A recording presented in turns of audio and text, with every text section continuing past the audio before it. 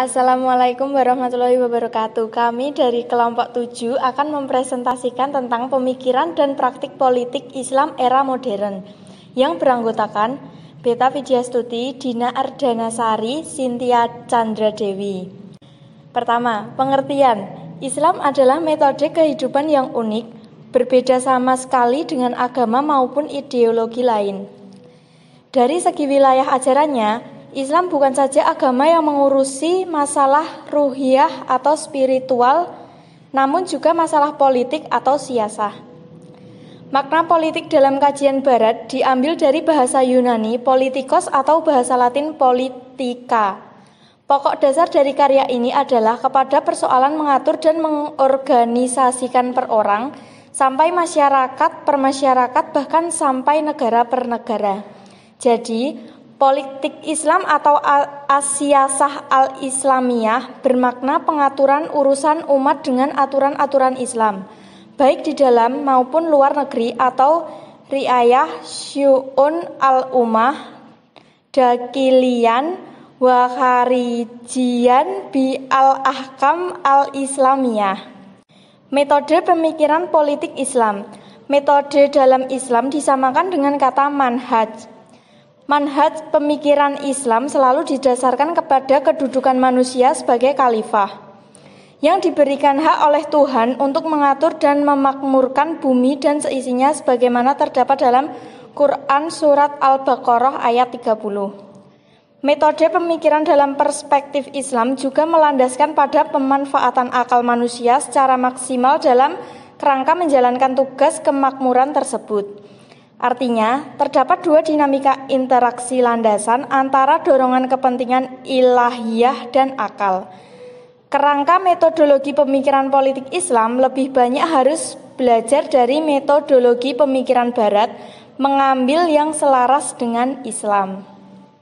Selanjutnya, paradigma tradisionalis secara umum dipahami sebagai institusionalisasi praktik-praktik keagamaan yang diyakini dalam sejarah bersumber dari wahyu. Tradisi mengandung kesakralan, keabadian, kebenaran yang pasti, kebijaksanaan perennial, dan penerapan yang berkesinambungan dari prinsip-prinsip yang abadi pada kondisi-kondisi yang beragam ruang dan waktu. Yang kedua, paradigma modernis. Secara diametral, paradigma tradisionalis bertentangan dengan paradigma politik kaum modernis.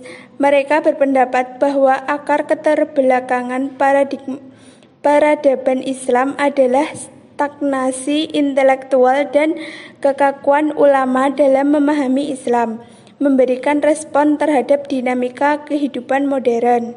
Islam dan akal. Ilmu pengetahuan modern dan Islam tidaklah bertentangan.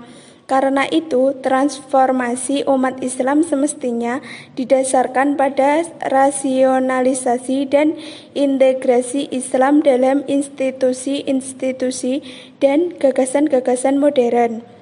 Yang ketiga, paradigma fundamentalis.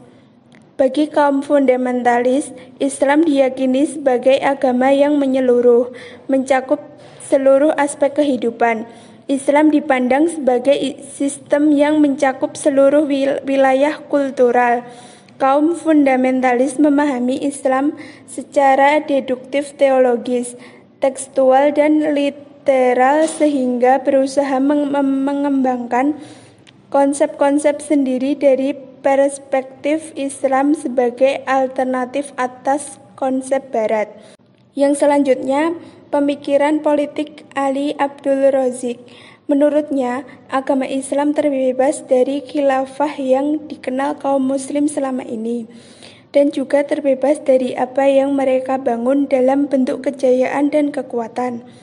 Khilafah bukanlah bagian dari rencana atau takdir agama tentang urusan kenegaraan, tapi ia semata-mata hanyalah rancangan politik murni yang tak ada urusan sama sekali dengan agama.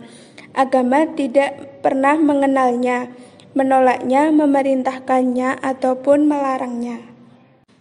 Selanjutnya, pemikiran politik menurut Mahmud Shaltut.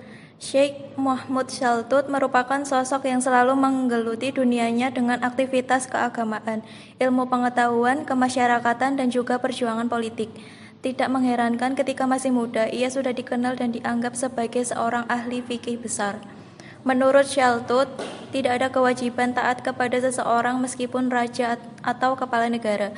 Kalau ternyata maksiat kepada Allah, zalim terhadap umat atau rakyat, menyimpang dari hukum, serta memakan harta dan hak-hak manusia dengan batil, ini termasuk maksiat yang terbesar di sisi Allah. Selanjutnya, pemikiran politik menurut Taha Hussein. Sampai saat ini, isu terpenting dalam pemikiran politik Islam adalah hubungan Islam dengan politik. Dalam hal ini ada 3 aliran yang muncul. Yang pertama, aliran yang berpendirian bahwa agama Islam adalah agama yang sempurna dan lengkap mengatur segala aspek kehidupan termasuk kehidupan bernegara. Yang kedua, aliran yang berpendirian bahwa Al-Quran tidak mengatur masalah politik atau ketatanegaraan. Yang ketiga, aliran yang berpendirian bahwa dalam Al-Quran tidak terdapat sistem ketatanegaraan, tetapi ada seperangkat tata nilai etika bagi kehidupan bernegara. Demikian presentasi dari kelompok kami.